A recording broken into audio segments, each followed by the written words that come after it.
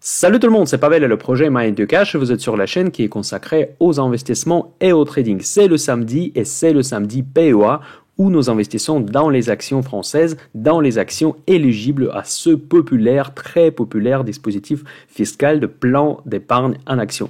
Avant de commencer cette vidéo, comme d'habitude, je vous invite à vous inscrire à la chaîne Mind the Cash qui compte presque 10 000 abonnés. Ça y est, le moment historique. La dernière contribution que je vous demande de faire, c'est de mettre en like pour gagner ces derniers inscrits qui nous manquent pour atteindre cette barre de 10 000 abonnés. Et ensuite, la chaîne va grandir encore plus, notre communauté va grandir encore plus. Donc, s'il vous plaît, n'oubliez pas de vous inscrire si ce n'est pas encore fait, ou bien mettre en like, ou bien partager à vos amis qui s'intéressent à la bourse et à la finance. Je vous rappelle également, comme d'habitude, au début de chaque vidéo, que nous avons Telegram, où vous avez les discussions journalières. Il existe aussi le site mindthecash.fr où je fais des publications tous les jours, où vous pouvez trouver plein d'idées d'investissement et des différents portefeuilles ouverts que je propose gratuitement sur Internet. Vous pouvez avoir les positions, vous pouvez avoir l'évolution de ces portefeuilles. Et un de ces portefeuilles, c'est le portefeuille PEA, qui est le sujet principal de cette vidéo. Cette vidéo, ça sera une vidéo de gloire parce que notre portefeuille PEA, elle a explosé, elle a littéralement explosé ce dernier mois. On va faire un tour très rapide. J'ai beaucoup de choses à vous dire parce que je vais vous présenter évidemment, comme d'habitude, les lignes dans le portefeuille, comment elles ont évolué ce dernier mois. Je vais vous présenter les actions lesquelles j'hésitais d'acheter, mais je vais vous expliquer pourquoi je ne les ai pas achetées et je vais vous finalement proposer, comme d'habitude, les deux actions que je veux mettre dans ce portefeuille ouvert, présenté gratuitement sur Internet. J'espère que ça mérite un like et qui performe vraiment super bien. Vous allez voir ça tout de suite. Donc, avant de commencer cette vidéo, comme d'habitude, je donne un petit overview de la macro. Pour la macro, nous avons les vidéos dédiées samedi du dimanche qui sont publiées à 9 h tous les dimanches. Donc, ça sera demain à 9 h du matin où je présente mon avis sur la situation macroéconomique, où nous faisons une grande review de ce qui s'est passé pendant la semaine dans le monde économique, de la finance et de la bourse.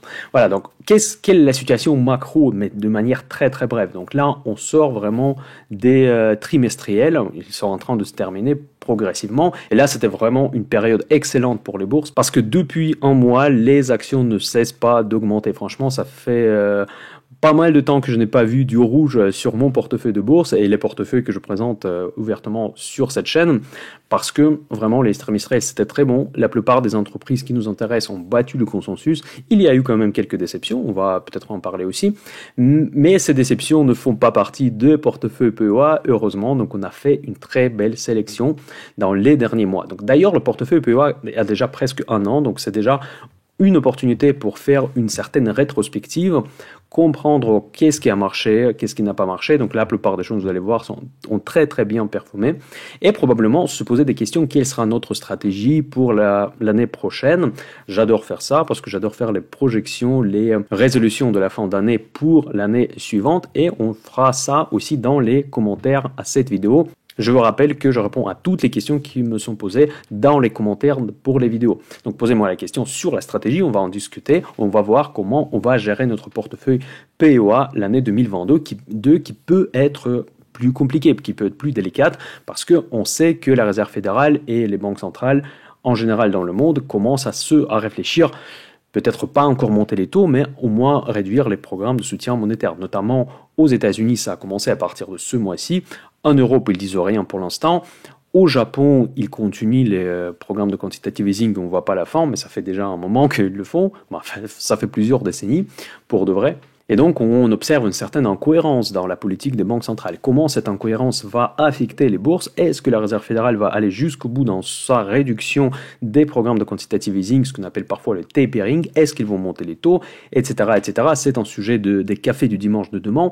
Mais aujourd'hui, on constate tout simplement que nous sommes au plus haut. Et encore, pour moi, c'est un challenge de vous présenter des belles valeurs, sélectionner les valeurs qui ont encore du potentiel. Franchement, c'est très compliqué à faire. Dans la situation actuelle, c'est extrêmement compliqué. Mais j'ai fait mon mieux pour vous apporter le maximum afin de trouver les meilleures opportunités que le marché nous propose actuellement. Donc vous voyez derrière mon chien, on laissait bien installé pour commencer à regarder le portefeuille PEA en son état actuel. J'ai mis à jour les lignes de mon portefeuille sur le site moyendecash.fr. Pour ceux qui sont nouveaux, je vous rappelle que vous pouvez trouver toutes les lignes sur le site moyendecash.fr. Il y a une rubrique portefeuille, vous choisissez portefeuille PEA et vous allez voir l'écran que je vais vous présenter tout de suite. Donc là, vous me voyez tout en haut en tout petit et nous pouvons commencer à analyser l'état de notre portefeuille. Donc Danone, il n'a pas fait grand-chose, donc c'est un peu plus 1%, ça reste tel qu'il est. Mais je vais commencer par les plus grandes nouvelles. Il n'y a que des bonnes nouvelles, pratiquement que des bonnes nouvelles ce mois-ci. Donc, et la première bonne nouvelle, c'est L'Oréal. L'Oréal, c'est l'action que nous avons achetée le mois dernier. Donc, c'est une catégorie A.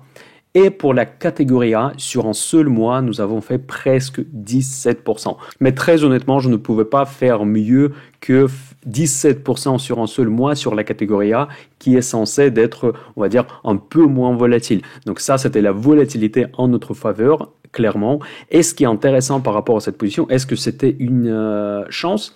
Peut-être, il y a toujours une part de la chance dans le choix d'actions que nous faisons, donc dans le choix des investissements en général, mais quand même, la stratégie que je vous présente toujours et encore pour la catégorie A, c'est buy the dip. Donc, ce que je dis à chaque fois, qu'il ne faut pas être trop exigeant sur la valorisation pour les entreprises de la catégorie A. Pour les nouveaux sur la chaîne Mind de Cash, je vous rappelle que catégorie A, ce sont des valeurs les meilleures au monde. Il y a une vidéo récente sur la chaîne pour présenter cette liste de la catégorie A que vous pouvez également trouver sur le site moyendecash.fr dans la partie screener. Donc il n'y en a pas beaucoup, il y a quelques dizaines d'entreprises comme ça dans le monde dont L'Oréal fait partie. Ici, c'est effectivement, selon moi, encore une fois, tout ce que je dis aujourd'hui, et en général sur la chaîne c'est subjectif, c'est une des meilleures entreprises au monde. Elle est extrêmement performante, elle est extrêmement rentable, tout ce que vous voulez. Donc quand cette entreprise baisse, il faut absolument profiter de cette occasion. Donc c'était le cas le mois dernier et je n'ai pas hésité pour l'acheter au prix de 355 €. Et vous voyez qu'aujourd'hui, quand j'enregistre cette vidéo, il coûte déjà 414,55 €. Donc c'est vraiment une performance excellente. Moi, je ne m'attendais pas à ça, honnêtement. Ça a augmenté notre poids. Je vous rappelle à chaque fois que le poids de chacune des lignes dans les portefeuilles, c'est la valeur la plus importante de mes vidéos parce qu'évidemment, tous ces montants sont donnés à titre indicatif. Vous achetez autant que vous voulez. Moi, dans ces exemples, j'utilise les petits montants, mais chacun, selon ses moyens, selon la taille de son portefeuille, peut ajuster ses montants comme il veut. Et donc, 2,68% dans le portefeuille pour L'Oréal, ce n'est pas assez. Pour la catégorie A, on peut aller facilement jusqu'à 5%, voire 7%, parfois, dans les cas exceptionnels, 10%, parce que ce sont les entreprises, ce qu'on appelle les fonds de portefeuille, les entreprises qui sont les meilleurs au monde, encore une fois. Vous pouvez revoir la vidéo d'il y a un mois où j'ai fait ce choix. Et l'image technique, à l'époque, elle n'était pas extrêmement intéressante. L'image technique nous disait qu'il fallait encore attendre. Et certaines personnes dans les commentaires m'ont dit la même chose que Pavel, tu n'as pas fait ton devoir, tu n'as pas fait le travail de l'analyse technique. Parce qu'en effet, techniquement, on devrait normalement attendre encore un tout petit peu avant de se positionner sur le réel. Maintenant, au final, résultat est sur votre écran. Donc on a gagné largement, on a vraiment gagné beaucoup plus que moi je m'attendais. Et malgré l'analyse technique. Qu'est-ce qui se passerait si j'avais attendu? Si j'avais attendu, clairement, je raterais cette opportunité, cette excellente opportunité d'avoir cette valeur qu'on peut garder pendant des années dans notre portefeuille. Donc je n'ai pas raté tout simplement parce que je n'étais pas gourmand sur la catégorie A. Et je vous rappelle encore une fois que même si l'analyse technique vous dit que c'est un peu tôt d'acheter, vous risquez de perdre une valeur de grande qualité. Donc selon moi, selon ma stratégie Mind the Cash, il ne faut pas non plus attendre trop longtemps. Si vous passez même en petit drawdown, une petite baisse latente par rapport à cette ligne, ce n'est pas un gros problème parce que généralement, les entreprises de la catégorie A repartent et généralement, elles repartent de plus belle comme vous voyez pour le cas de L'Oréal. Sur L'Oréal, j'ai décidé de passer de achat à conserver parce que le prix a vraiment monté de manière très significative. Donc maintenant, je suis conservé et elle va vivre dans mon portefeuille. Et ma stratégie future par rapport à L'Oréal, ça sera quoi? Ça sera d'attendre le prochain pullback où je vais augmenter encore une fois ma ligne pour qu'il devienne au moins 5%. Voilà, c'est aussi simple que ça. Donc n'importe qui peut réaliser ce genre de stratégie. Il n'y a pas de calcul quantitatif, il n'y a pas d'intelligence artificielle qui est nécessaire pour analyser l'entreprise. En gros, c'est la meilleure au monde. il y a un pullback, j'achète. En tout cas, moi je fais comme ça. Vous faites comme vous voulez. Je vous rappelle toujours que je suis un blogueur, je ne suis pas un professionnel, je ne peux pas donner des conseils d'investissement. Ensuite, la deuxième valeur qui fait partie de la catégorie 1 mois, c'est une catégorie que moi j'ai inventée pour vraiment distinguer entre la catégorie A et la catégorie B, parce que je trouve qu'il y a un gap, parfois il est trop important, pour avoir des valeurs qui sont, on va dire, à l'entrée de la catégorie 1. Donc c'est 1 mois, on a 2 valeurs comme ça dans notre portefeuille. Vous allez voir, il y a encore Euronext. Air Liquide, aussi le choix d'il y a 1 mois et aussi 10% de la hausse. Bon, c'est vrai, le marché il était haussier, je sais que j'applique, on va dire, des critères objectifs par rapport à mes résultats.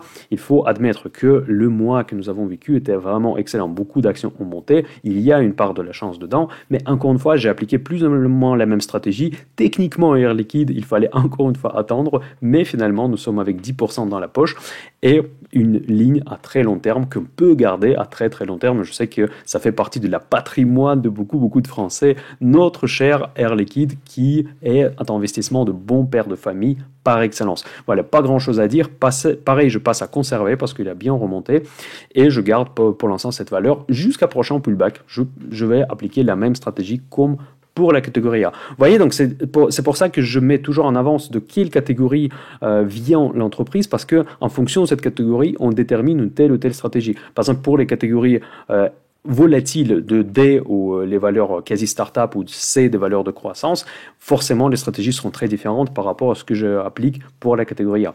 Voilà, maintenant bioMérieux. bioMérieux, il s'est bien repris parce qu'on était vraiment dans le rouge le mois dernier et avec l'écran de Covid, malheureusement ça c'est une mauvaise nouvelle du mois que Covid est en train de reprendre dans pas mal de pays. Encore une fois, bioMérieux retourne sur le devant de la scène parce que ces produits, ces services vont encore être sollicités. C'est une biotech, c'est une biotech extrêmement rentable, mais elle est extrêmement chère. J'avoue ça, justement pour être objectif, je fais quelque part une erreur, je le fais à un mauvais moment, je le fais en plein Covid, parce que quand il y a eu une énorme prime Covid au-dessus de cette entreprise, et donc je l'ai acheté à ce moment-là, et je vous pose la question, dites-moi dans les commentaires, qu'est-ce que je dois faire? Est-ce que je dois la vendre, profiter de ce moment pour vendre cette action qui est quand même très très chère, parce qu'il y a quand même une forte probabilité que Covid, la 5e vague, ne sera pas aussi importante que les vagues précédentes, donc probablement on va encore retomber sur les moins 10, moins 12 comme on avait le mois dernier. Donc c'est la question que je pose, dites-moi s'il vous plaît dans les commentaires, qu'est-ce que vous pensez sur bioMérieux? Garde ou vendre? C'est un moment, moins 6%, moins 6% et demi, probablement j'ai acheté trop cher, probablement c'était une erreur, il faut l'admettre. C'est une autre qualité d'un bon trader, d'un bon investisseur, rapidement admettre ses erreurs. Est-ce qu'on profite du moment pour se débarrasser de bioMérieux, malgré que c'est une excellente entreprise, en attendant un cours probablement plus intéressant qui peut effectivement se présenter un jour si jamais la situation Covid s'améliore. Voilà, ça c'était une petite touche négative dans cette vidéo, l'histoire d'être crédible, parce que sinon je veux parler que des grosses performances, et je reviens encore à des bonnes nouvelles de ce mois-ci. Donc la prochaine bonne nouvelle, c'est Amadeus IT, c'est un spécialiste des réservations, des billets d'avion, de tout ce qui est tourisme en fait, c'est l'automatisation de tourisme si vous voulez. C'est une boîte IT, mais c'est une boîte qui automatise tout ce qui est voyage, tout ce qui est avion, les déplacements touristiques principalement. Cette entreprise était massacrée bien évidemment pendant la crise Covid, et elle a repris. J'ai pris un moment assez discutable, on va dire, parce qu'il a repris déjà pas mal quand j'ai décidé d'investir. Et le mois dernier, on était à moins 2%. Aujourd'hui, nous sommes déjà à plus 8%. Donc ça répartit fortement. Il a bien reporté ce trimestriel. Donc c'est une entreprise que je garde. Je reste toujours à l'achat parce qu'elle a un avantage concurrentiel. On en parle très rarement d'Amadeus IT, par exemple dans les médias, dans la presse à laquelle je suis souscrit. D'ailleurs, je propose de partager dans les commentaires à cette vidéo quels sont les journaux que vous lisez, les journaux financiers, bien évidemment. Je pense que c'est un partage qui pourrait être intéressant, un espèce d'un échange d'avis par rapport aux différents journaux, différentes presses financières. Voilà, donc la presse financière que moi je lis, c'est principalement en France en fait, c'est que le revenu. Je ne dis pas nécessairement que c'est le meilleur, c'est juste parce que ça me permet d'avoir un aperçu rapide sur ce qui s'est passé. Déjà, elle parle de beaucoup de boîtes françaises. Bon, ça me sert beaucoup pour préparer ces vidéos de PEA. Vous savez, en fait, pour ceux qui sont avec moi depuis longtemps, vous savez que je suis plus spécialisé dans le marché américain, et donc parfois je suis un peu à la traîne sur les actions françaises. Donc vous voyez, si je suis à la traîne, je fais ce type de performance, je pense que c'est pas trop mal, donc je suis censé faire mieux pour le marché américain. Et donc moi je lis le revenu, mais j'aimerais bien avoir votre avis sur d'autres journaux. Et donc Amadeus IT, je ne le vois jamais par exemple dans le revenu, peut-être les autres journaux, les autres papiers en parlent plus, mais Et en tout cas, elle est rarement citée. Pourtant, c'est une entreprise qui est en moite, c'est un avantage concurrentiel, et elle occupe une place majeure dans son secteur, c'est étant leader de réservation en Europe. Voilà, donc c'est ni plus ni moins. C'est une société espagnole, si jamais, vous pouvez éventuellement rencontrer quelques problèmes de frais. En fait, les frais peuvent être plus importants pour les autres valeurs parce que les cotés sur la bourse de Madrid. Maintenant, une autre valeur, vraiment une surprise extraordinaire, c'est la semi-conducteur, la seule semi-conducteur que nous avons dans PEA. Elle a doublé sa performance, on était à plus 20 et quelques le mois dernier. C'est ST Microélectronique, vous le connaissez parfaitement, c'est du CAC 40, c'est du solide. Je l'ai acheté à 30 euros, vous imaginez, on a du mal à croire aujourd'hui. Et aujourd'hui, on s'approche à 45 euros déjà. Donc c'est vraiment une performance qui est même presque en descente, presque 130% quand je l'ai acheté il y a même pas 6 mois. Donc et ça, voilà, ça c'est la réalité du marché qui est blindé de thunes, le marché où il y a plein de liquidités, que tout monte sans arrêt, on en profite ensemble sur la chaîne Mind du Cash, que vous aimez bien, j'espère, mettez un like, n'oubliez pas, ça avance super bien pour notre portefeuille PEA. Ensuite, Oeneo, c'est le domaine que j'adore, c'est les vents et tout ce qui est autour de vents. Je ne vais pas m'arrêter longtemps parce que pas grand chose qui s'est passé. On a monté avec le marché, mais c'était pas une hausse aussi impressionnante comme pour les autres actions. Calray, voilà, pour diversifier un tout petit peu cette présentation, c'est une mauvaise nouvelle. Là, on était mieux le mois dernier. Calray, il a baissé. Pourtant, c'est en semi-conducteur, c'est un secteur quand même vachement recherché. Mais quand j'ai acheté Calray, je vous ai dit qu'il y aura de la volatilité, énorme sur cette valeur. Et donc là, malheureusement, c'était pas en notre faveur. Donc, il n'y a pas grand chose à dire. Le secteur, c'est un de mes préférés. Je garde malgré tout, malgré la baisse, je reste à l'achat sur Calray. Et probablement, je vous injecte une idée dans les commentaires. Est-ce qu'on devrait renforcer Calray? N'oubliez pas que c'est une catégorie C. Je ne veux pas monter très haut dans Calray. Il faudra garder notre colonne de poids. Une des choses les plus importantes que vous pouvez retenir de la chaîne Mind de Cash, c'est qu'il faut toujours respecter la diversification et les bons poids dans les lignes de votre portefeuille. Ça, c'est la base de la gestion de risque. La question que je vous pose, Calray, on fait quoi? On n'augmente pas? Qu'est-ce qu'on fait? Maintenant, les deux actions qui représentent notre exposition sur les énergies renouvelables, c'est Voltalia et Neoen. Voltalia, moins 5%, on était à moins 8 le mois dernier. Et Neoen, on était à 0, maintenant on est à plus 7,5. Donc c'est parfait, donc ça c'est améliorer notre performance.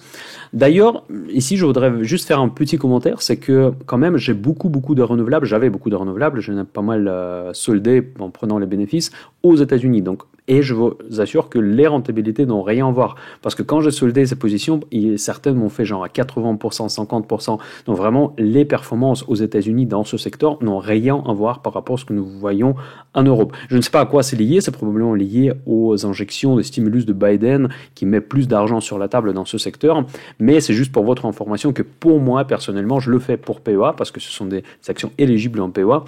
Investir dans ce secteur aux États-Unis, c'est bien plus intéressant qu'en France. En tout cas, peut-être pour le moment, peut-être ça va changer, peut-être on va voir Neoen s'envoler de 40% demain, tout peut arriver.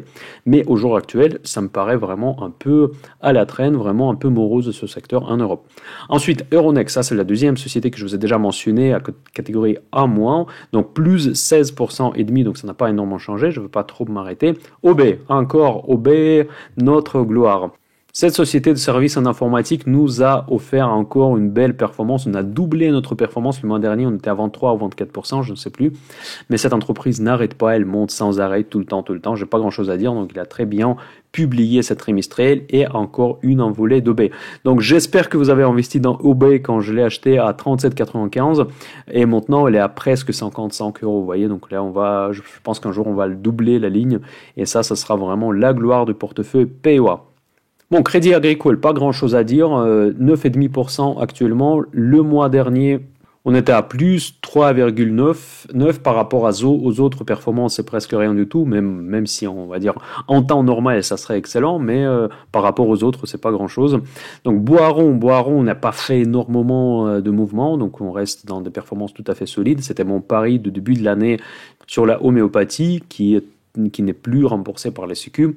je considérais que le marché surestimait l'impact sur le boiron qui reste une valeur value dans le secteur des biotech, si vous voulez, donc c'est assez rare.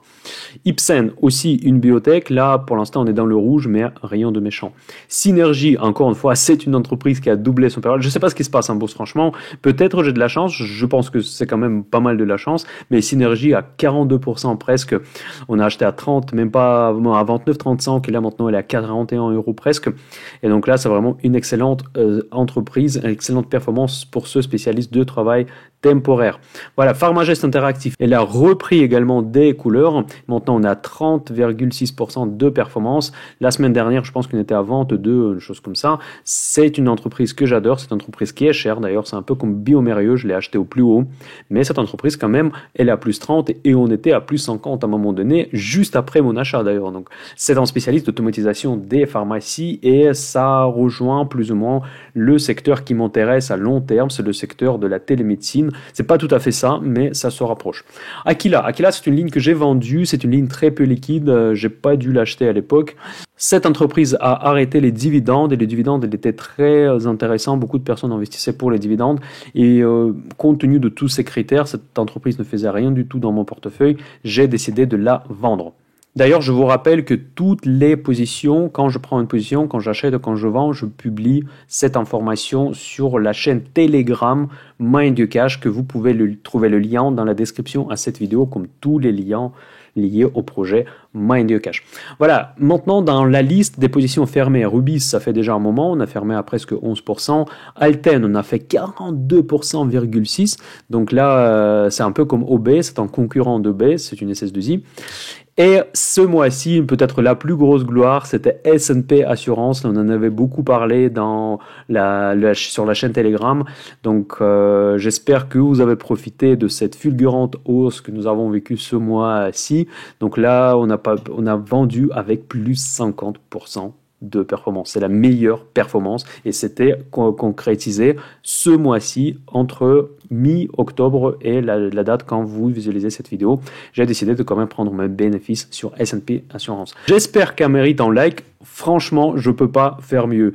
Montrez-moi en gérant de fonds ou quelqu'un qui fait des performances comme ça sur des périodes aussi courtes. Il n'y a pas de magie, évidemment je reconnais tout à fait qu'une période elle est très particulière, je suis quelque part chanceux de pouvoir vous présenter ouvertement ce portefeuille pendant une année qui était très très bullish, peut-être ça sera pas toujours pareil. Il faut toujours rester raisonnable, il faut toujours rester objectif. Et objectif dans l'investissement, cela veut dire quoi? Que les choses ne se passent pas toujours aussi bien. Aujourd'hui, ça va super bien, mais clairement, ça ne va pas toujours se passer comme ça. Il faut qu'on s'y prépare. Pour s'y préparer, il faut qu'on gère le risque, il faut qu'on respecte les poids de chacune des lignes dans son portefeuille. N'hésitez pas à prendre des profits quand vous voyez vraiment que l'entreprise n'a plus de potentiel et choisir les valeurs qui sont en ligne par rapport à l'image macro. Je vous rappelle à chaque fois que le projet Mind2Cash a 3 piliers. L'analyse macroéconomique, c'est le café du dimanche de demain. L'analyse fondamentale, c'est plus ou moins ce que nous faisons ici. Et l'analyse technique, c'est une stratégie pour sélectionner le bon point d'entrée sur des valeurs. Voilà. Maintenant, nous passons à la deuxième partie de cette vidéo. Je veux parler des entreprises que j'hésitais de mettre dans le portefeuille, que je n'ai pas mis. Et à la fin, je veux parler de ce que j'ai décidé de mettre dans ce portefeuille PEWA. Restez avec moi, mettez un like et on continue. Donc la première société que j'ai hésité de mettre dans le portefeuille et que je n'ai pas fait finalement, je vais vous expliquer pourquoi, c'est Worldline. Worldline, c'est une société du CAC 40, vous la connaissez très très bien, j'imagine, et elle a pas mal baissé. Donc en fait, elle a pas mal baissé ces derniers semaines, donc on était à 67, 63, là on est seulement à 50, ça peut donner une idée d'achat et se dire que genre pourquoi pas mettre cette valeur qui est quand même technologique dans son portefeuille. Et c'était la logique que j'avais aussi dans la tête et j'étais aussi affecté en quelque sorte par beaucoup de messages positifs sur la chaîne Telegram. Encore une fois que je vous invite à rejoindre, beaucoup de personnes ont discuté de Worldline comme une opportunité à mettre dans son portefeuille et donc là du coup j'ai commencé à étudier et j'étais complètement déçu. Désolé mes amis, je sais que vous aimez, certains d'entre vous en tout cas aiment Worldline. pour moi, c'est une entreprise qui n'a rien, mais vraiment rien d'intéressant. Attention, je ne dis pas qu'elle ne va pas monter. Donc probablement elle va monter. Ne jetez-moi pas les pierres dans moi si demain elle va faire 80 euros. En tout cas, pour moi, selon mes critères, ce n'est pas un investissement intéressant. Voici sont mes critères. Donc commençons déjà par PE ratio qui est à presque 58. C'est pas donné, franchement. Et quand je regarde juste après le price to sales, il y a 3,5. Déjà pour moi, il y a quelque chose qui ne colle pas dans ma tête. Donc là, pour moi, il y a un problème. Donc en général, quand PE ratio il est proche de 60, ça veut dire que c'est une société de croissance, mais de malade, vraiment un truc de ouf. Et généralement, ces sociétés de croissance très très forte, ils ont des price to sales très importants. Donc je m'attendais à avoir un price to sales de 10. Déjà tout de suite, je me suis dit que c'est bizarre parce que le marché, il price PER trop cher et price to sales très bas. Donc déjà, il y a un truc louche.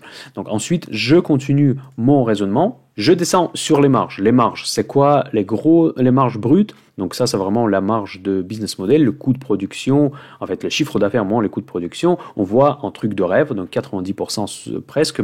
C'est vraiment excellent. Et en moyenne sur 5 ans, c'est presque 85%. C'est juste excellent, mais ce qu'on voit quand même de temps en temps dans les sociétés technologiques, même si ça reste quand même assez rare.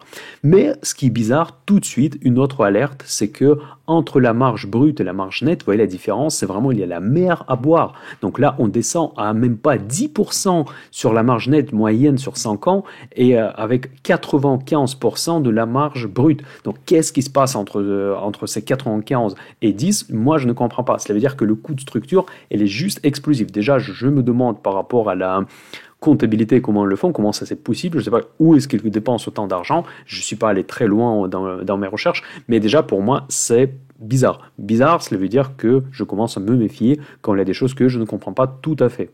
Maintenant, je regarde la rentabilité de cette entreprise de croissance, soi-disant, et je vois la rentabilité, mais vraiment minuscule. C'est vraiment rigolo. C'est les rentabilités qui valent vraiment des collectivités locales. Franchement, les sociétés qui sont des trappes à valeur. Voir les 3,3% pour l'année en cours, c'est vraiment rien du tout. Et la moyenne, c'est 6% pour la société technologique. Regardez pour comparer les sociétés technologiques américaines ou les sociétés même technologiques françaises qui sont dans le secteur où il y a vraiment quand même assez peu de coûts et comment ils peuvent produire une telle faible rentabilité. Ça, c'est vraiment quelque chose que je ne comprends pas. Et quand je tiens compte de la dette de cette entreprise, nous passons vraiment à même pas 5%. Vous voyez, même pas 5%, c'est un placement presque, je ne veux pas dire sans risque, mais de nos jours, c'est quand même un placement à risque, mais ça vaut le placement obligataire. Vous voyez, donc la rentabilité de cette entreprise ne m'intéresse, mais vraiment pas du tout. Earning per shares maintenant. Earning per shares, il est vraiment pas astronomique. Seulement 30%. C'est même pas vraiment une société de croissance. Je sais pas si on peut la catégoriser ainsi. Mais dans tous les cas, bon, c'est quand même dans le positif. L'année dernière, visiblement, c'était un petit peu une erreur de parcours. Au niveau des current ratio, il est au-dessus de 1, même si c'est un tout petit peu au-dessus. Il n'y a pas de problème normalement au niveau de refinancer la dette court terme. Et la dette en général, la dette long terme n'est pas si élevée, moins de 40%. C'est tout à fait normal, même si ça reste quand même assez significatif pour une entreprise qui est quand même dans le secteur de technologie. Voilà, donc résumé, c'est une valeur de CAC 40, elle a baissé, mais elle a baissé pour une bonne raison. On voit pourquoi elle a baissé, parce qu'il n'y a pas de rentabilité, il y a d'énormes PER, donc elle gagne peu, elle coûte cher, donc et elle n'est pas rentable. Et en plus, elle n'est pas efficace parce qu'on voit que la marge brute, elle est énorme et la marge nette, elle est minuscule. Voilà, donc pour moi, c'est niette et je pense que je vais arrêter de regarder cette entreprise. Donc probablement, de point de vue spéculatif, on peut se positionner, mais pour les stratégies spéculatives, c'est pas vraiment le sujet pour le portefeuille PEA. Deuxième société qui était dans ma liste pour acheter dans le portefeuille PEA, c'était Thales. Thales, je pense qu'il ne faut pas non plus présenter. C'est une entreprise très intéressante. Déjà, fondamentalement, elle est beaucoup meilleure que Worldline, on peut trouver la rentabilité bien plus élevée. Les marges, bon, je ne sais plus quelles sont les marges, mais en tout cas, de point de vue fondamental, elle m'intéresse beaucoup plus et elle montre des chiffres bien plus attractifs que celle de Worldline. Donc, du coup, j'étais déjà prêt de vous préparer une vidéo. Allez, on va acheter Thales ce mois-ci, patati patata, jusqu'au moment que je suis arrivé au troisième pilier de la stratégie Mind du Cash. C'est laquelle? C'est l'analyse technique. Et là, je vois, bon, ça laisse pas trop mal, et tout de suite, je vois, boms, il y a un tout petit problème. Je commençais à agrandir le graphique, et vous voyez que là, dans cette zone-là, il s'est formé une figure très dangereuse qui s'appelle le Death Cross. Death Cross, cela veut dire que les deux moyennes mobiles se sont croisés. Dans mon exemple, c'est une moyenne mobile de 50 jours et la moyenne mobile de 200 jours. En général, c'est un signal très baissier. Dites-moi dans les commentaires pour ceux qui sont spécialistes de l'analyse technique. J'espère que vous allez confirmer cette information, mais le Death Cross, c'est by the books qu'on voit actuellement sur les graphiques de Thales. C'est quelque chose qui m'a tout de suite refroidi, donc je me suis dit que peut-être c'est une belle entreprise, mais ce clairement n'est pas le moment pour acheter Thales. Donc c'est pour ça que je suis passé à une autre idée. Quand vous voyez comment tous les piliers de la stratégie Mind de Cash collent ensemble, on verra le mois prochain, si je me souviens, de regarder Thales. Est-ce que le Death Cross elle a marché? Est-ce qu'elle a baissé ou pas? Et si elle va baisser, dans ce cas-là, on va peut-être essayer de la acheter en dessous de 80 ou si elle casse le support le plus proche. Voilà, donc c'est pour ça que ce sont deux sociétés que je rejetais. Worldline définitivement et Thales pour le moment. Et maintenant, nous passons à deux idées d'action d'investir dans le PEA ce mois-ci, novembre 2021. Et mon premier choix est tombé sur la valeur qui va plaire à beaucoup de personnes, c'est la Française des Jeux. C'est une IPO récente, c'est une entreprise que je pense que tout le monde connaît, en tout cas tout le monde qui vit en France. C'est le gambling, en fait, c'est les jeux hasard quand vous venez gratter en ticket en espérant gagner de l'argent. Donc en fait, ils sont spécialisés dans ce secteur, je pense qu'ils sont monopolistes, corrigez-moi si je me trompe, et c'est une société où il y a l'État qui est dans le capital. Donc évidemment, tout ce qui est jeu hasard, c'est très contrôlé par l'État, et l'État, il est présent dans le capital de cette société. D'ailleurs, ça c'est un facteur plutôt négatif généralement pour la bourse. Mais en revanche, cette entreprise, elle détient un quasi-monopole dans ce secteur. Donc vraiment en moite par excellence. Moite pas forcément très durable parce que ce secteur peut muter, les choses peuvent changer. Ils peuvent commencer à avoir de la concurrence, c'est juste une décision politique. Donc ne surévaluez pas le moite de la Française des Jeux. Donc je ne pense pas que ça va bouger énormément dans les prochaines semaines, mois et même les années pour la Française des Jeux. Elle va rester en monopole, vraiment une société qui domine ce secteur en France. Donc je pense qu'il n'y a pas de danger à court terme, à moyen terme. Voilà. Donc au niveau de la rentabilité et de fondamental. Donc là, on voit que 6 sur 10 sur la santé financière, donc c'est super bien. Piotrowski Score qui regroupe les ratios financiers, il est à 7, c'est vraiment, il s'approche à 8, parfait. Aucune chance de manipulation de la comptabilité, société clean. Et Altman Score à 3,56, c'est largement au-dessus de 1,8 qui est le seuil de probabilité de la faillite. Profitabilité, elle est à 5 sur 10, donc on voit beaucoup de lignes vertes qui montrent que c'est une société qui est quand même très rentable et c'est une société récente, donc il n'y a pas énormément d'historique pour l'instant en bourse. Au niveau de valorisation, ça reste quand même relativement intéressant, peu est élevé, mais n'oubliez pas, c'est une entreprise qui a une monopole, donc ça c'est normal que le PE ratio est assez élevé. Forward PE, il est supérieur au PE en cours. C'est d'ailleurs une assez mauvaise nouvelle, parce que cela veut dire que les analystes, ils attendent soit une augmentation de prix, soit une baisse des earnings, en fait, des bénéfices. Mais ça quand même reste assez proche au PE actuel. Le ratio que j'aime beaucoup pour estimer la valorisation de cette entreprise, c'est EV/EBITDA, c'est valeur d'entreprise vers le résultat opérationnel. Donc elle est à un peu moins de 16, pour moi c'est intéressant. Donc en général, en dessous de 15, je trouve que vraiment ces valeurs sont pas chères, mais je ne m'attendais pas que la Française des Jeux soit une société de bon marché, parce que c'est vraiment quelque chose assez solide et surtout quelque chose qui a un avantage concurrentiel que j'ai déjà dit à plusieurs reprises. Donc au niveau des flux financiers, on regarde sur les 30 dernières années, mais par contre on a des informations qu'à partir de 2016. Bon après je ne sais pas pourquoi, peut-être ils ont commencé à publier leur bilan de façon que ce soit accessible en bourse. Donc, ce que je m'attends pour ce type d'entreprise, c'est la stabilité avant tout. Donc, c'est la stabilité qu'on va chercher. On voit que le chiffre d'affaires reste stable, comme moi je m'attendais. Donc, EBITDA, elle reste stable, comme je m'attendais. Donc, c'est la stabilité qu'on cherche. Vraiment, je pense, selon moi, si vous regardez les vidéos de Café de Dimanche, je pense qu'on rentre quand même dans une période qui sera un peu plus difficile en bourse. Je préfère d'investir dans des valeurs où je suis 100% sûr. Donc, Française des Jeux, ça fait partie des valeurs que je trouve 100% sûres. Donc, il n'y a aucune chance de faillite et elle va rester rentable. Peut-être, je ne sais pas si le cours va monter ou il va baisser. Ça dépend de beaucoup de critères, de l'humeur des marchés, de la psychologie des marchés, tout ça et tout ça. Mais en tout cas, je préfère d'avoir ce type de valeurs dans mon portefeuille pour l'année 2022. Voilà. Ensuite, les equity. Par contre, equity, c'est intéressant. Je vous promets que je n'ai pas regardé en avance ces chiffres-là. Donc, equity, elle est en progression, mais progression, on va dire, calme, sauf la dernière. Ah non, ça, c'est TTM, donc ça, c'est pas encore fini. Donc, augmentation, mais augmentation encore une fois de manière assez linéaire, de manière assez stable. Donc ce que je voulais vérifier ici, qu'ils ne perdent pas en fait au niveau de capitaux propres, tout simplement parce que ça signifierait dans ce cas-là que les actifs montent moins vite que les passifs. Donc parce que peut-être la société est stable, peut-être elle est belle, mais s'il commence à emprunter pour des mauvaises choses, parce qu'il y a une bonne et une mauvaise dette, dans ce cas-là, ça serait un mauvais signal. Ici, je ne vois pas de mauvais signal au niveau des fonds propres de cette entreprise. Ensuite, les cash flow. Cash flow, ici, je ne m'attends pas à des mystères. Donc, free cash flow, je m'attendais à voir plus négatif. On voit qu'en 2016, seulement c'était le cas, mais après, ça restait positif. Parce que cash flow, si l'entreprise elle a une très bonne visibilité, surtout, il n'est pas obligé d'avoir le cash flow positif à chaque fois, tout simplement parce qu'ils se financent facilement leur cycle opérationnel. Donc c'est pas forcément stratégiquement de point de vue financier, c'est pas toujours intelligent de être trop conservateur. Donc mais là il reste quand même conservateur. Donc c'est une société très conservatrice. Donc les rentabilités ont resté super élevées, donc ça c'est ROI sans tenir compte de la dette, et ROIC il est à 8,5, c'est pas fou. Donc il y a une énorme différence entre ROI et ROIC, ça veut dire que la dette elle doit être assez significative. Et effectivement, on voit que la dette représente 78% des fonds propres. Je pense que c'est peut-être le seul point négatif qu'on peut trouver pour cette valeur. De point de vue technique, cette valeur n'a pas encore suffisamment d'historique parce qu'il a fait son IPO il y a un an, un peu plus. Mais on peut déjà commencer à constater certaines choses. Donc, parce que depuis l'ouverture, depuis la crise Covid, elle a vraiment mal choisi le moment parce qu'il a fait son IPO juste avant la crise de Covid.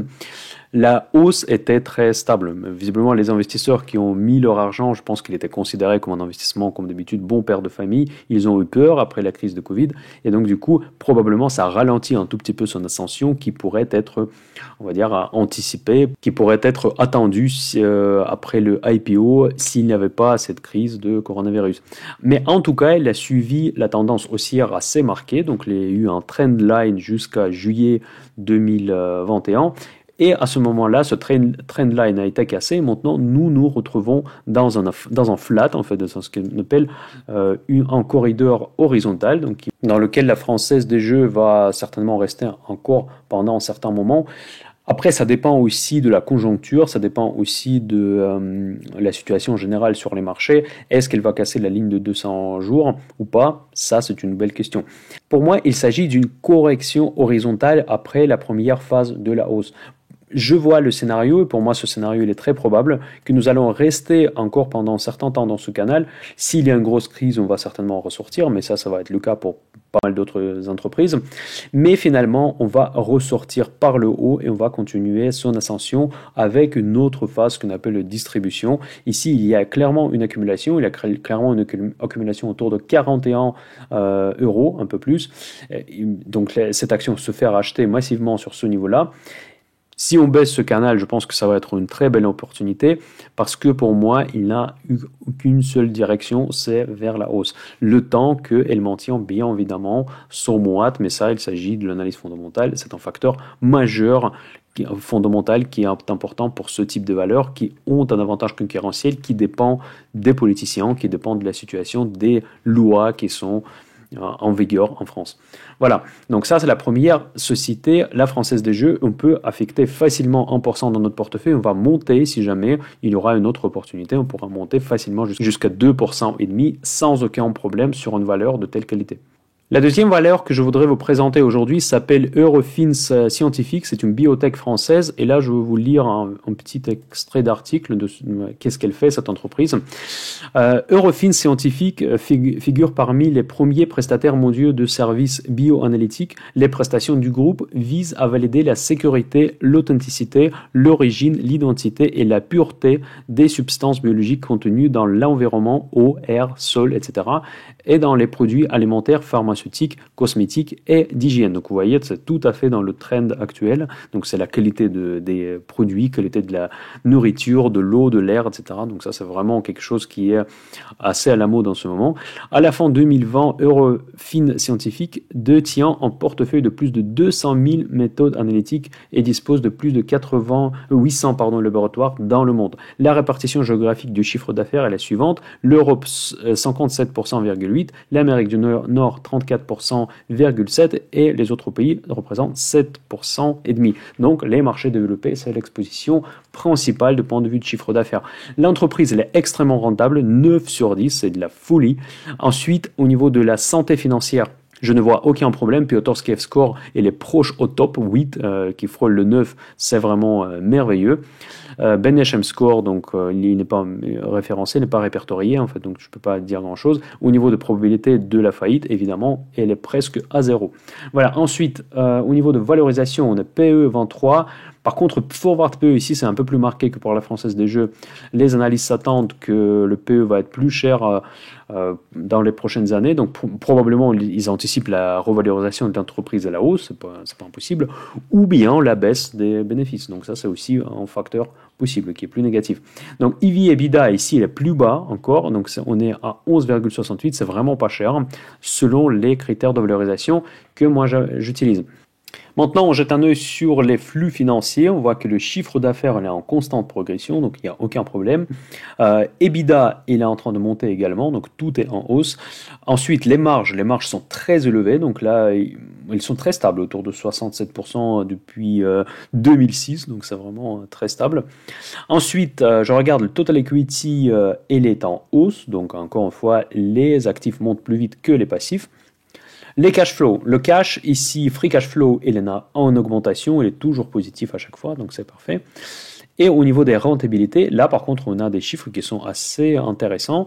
Le ROI, si on tient compte pas de la dette, de 16,5%, mais par contre c'est assez exceptionnel. Vous voyez que les précédentes années on était autour de 10, 8, 7. Et pour la rentabilité qui tient compte de la dette, encore moins, donc ça c'était vraiment pas bien. Et la dernière année, 2020, c'était à 9,4.